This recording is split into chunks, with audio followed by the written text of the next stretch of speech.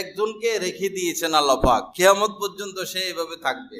আল ইয়াউমা নুনাজ্জিকা বিবাদানিকা লিতাকুনা লিমান খালফাকা আয়া। ফিরআউনকে উদ্দেশ্য করে আল্লাহ পাক বলতেছেন, আল ইয়াউমা নুনাজ্জিকা বিবাদানিকা, তোমার এই দেহকে আমি রক্ষা করব কিয়ামত পর্যন্ত, দেহটাকে, লাশটাকে। তোমার পরবর্তী যারা রাজা বাদশা হবে তারা যেন তোমার থেকে শিক্ষা গ্রহণ করতে পারে। কিন্তু কাহুকে, খোদ মিশরওয়ালারাই তো শিক্ষা গ্রহণ করে না, ওখানে আরো জুলুম।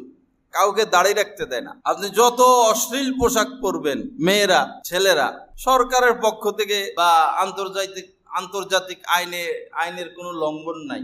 কেউ যদি হিজাব পরে, পর্দা করে, মুখ ঢাকে, ভদ্র পোশাক পরে, এখানে জঙ্গি, এই হইছে, সে হইছে, ওই হইছে। আল্লাহ পাক আমাদের সবাইকে মাফ করে দেন, জুলুম অবিচার থেকে বাঁচার তৌফিক দান করেন। আসুন ভাইরা, জুলুম মুক্ত জীবন গড়ি।